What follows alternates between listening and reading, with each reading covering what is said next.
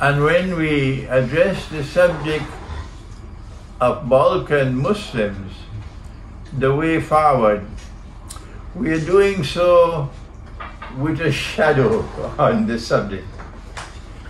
A shadow which has lasted for 600 years. That shadow, of course, was the Ottoman Empire, which said of itself that it was the Ottoman Islamic Empire, that they had the Khilafah, that the Khilafah or the Caliphate was transferred to Constantinople, and therefore they had credentials of leading the world of Islam. Why? Because they said, we have the Caliphate, the Khilafah in Constantinople. And as a consequence of that, the Ottoman Empire was spectacularly successful in convincing not only the Muslims of the Balkans, but even as far as India and Malaysia and Singapore and Indonesia and elsewhere, Africa. Many Muslims recognize the status of the Ottoman Empire as being the seat of the Caliphate or Khilafah, and therefore the leader of the world of Islam, and therefore representing Islam. And this is a shadow. This is a dark shadow for reasons I will now have to explain tonight. And this dark shadow has caused significant problems for Muslim-Christian relations in the Balkans. I don't think any Muslim in the Balkans would dispute with me that there are problems in Muslim-Christian relations. Happily, not so many problems in Albania, but elsewhere, yes. And so Albania is probably the best place in the Balkans for me to deliver this lecture that I wanted to deliver for many moons now. Balkan Muslims, the way forward. Let me first, before we turn to remind you of yesterday's lecture and what the Quran is doing in pointing to a way forward for Balkan Muslims, let me first turn to the shadow, to remind the Muslims in the Balkans, as well as their religious leaders, their shuyukh, their ustad, their muftis, etc. Let me remind them that Allah's Messenger said, sallallahu ta'ala alayhi wa sallam, he said, I leave behind me two things. He didn't say three, two. So long as you hold on to them, you will never go astray. And the first of the two is the Quran. And the Quran declares of itself, بعد أعوذ بالله من الشيطان الرجيم وإنه لحق اليقين. This is in Surah Al-Haqqa, but it is repeated in other parts of the Quran. That in this Quran there is absolute truth. So those who declare our Rabb is Allah and who remain firm to that declaration, إِنَّ الَّذِينَ قَالُوا رَبُّنَا اللَّهُ ثُمَّ اسْتَقَامُوا, and for whom the angels will now descend upon them, تَتَنَزَّلُ عَلَيْهِمُ الْمَلَائِكَةُ. The angels will descend on such people who declare our Rabb is Allah, and then they are firm in following the implications of that declaration, and the first one of which is to recognize that the supreme guide is the Quran. The supreme authority is the Quran. And absolute truth is located in the Quran. These Muslims, these are the ones who are faithful. Balkan Muslims must know that he said that the second thing I'm leaving behind is my sunnah, my way. Of course, the Shia differ with us, but this is not the time to take up that subject.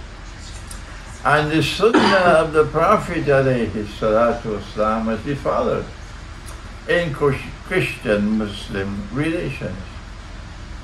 Now then, the Quran tells us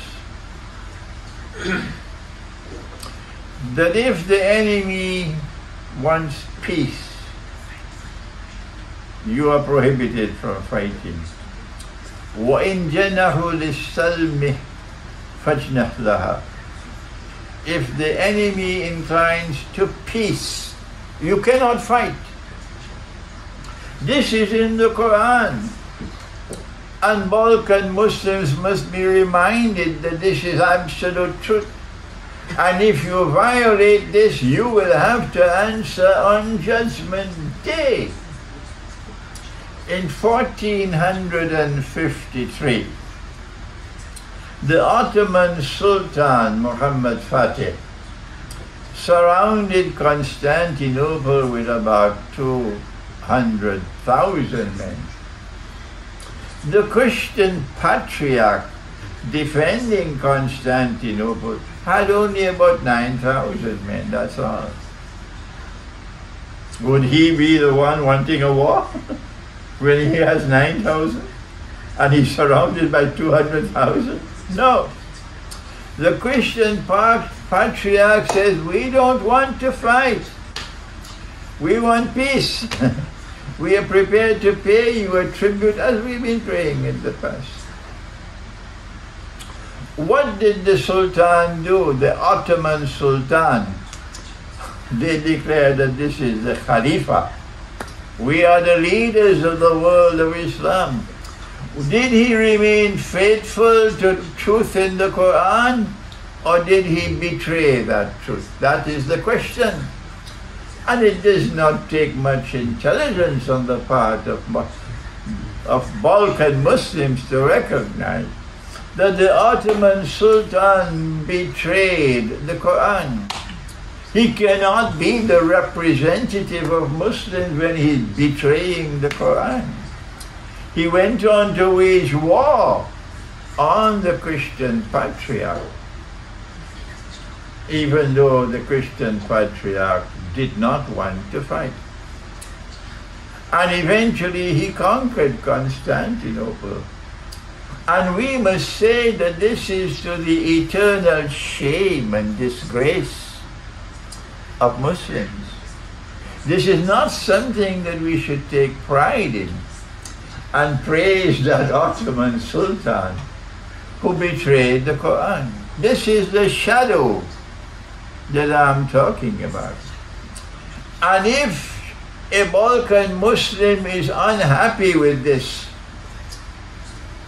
that we have just disclosed, then that Balkan Muslim must be told, sorry, you're not worshipping Allah.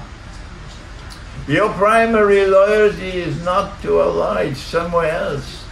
And when you are in the grave, Allah says, وَلَا تَمُوتُنَّ وَلَا تَمُوتُنَّ إِلَّا وَأَنْتُمْ مُسْلِمُونَ. Don't die except that you are in a state of submission to Allah. So when you are in your grave, you will realize, to your horror and dismay, that you did not die as a believer. That is the fate awaiting those who are unwilling to bow and submit to truth in the Quran. It's a horrible fate. And we have come tonight to address this subject. Balkan Muslims, the way forward to remind the Muslims in this region of the world that absolute truth is in the Quran. And your supreme loyalty must be to absolute truth in the Quran. And if you betray that,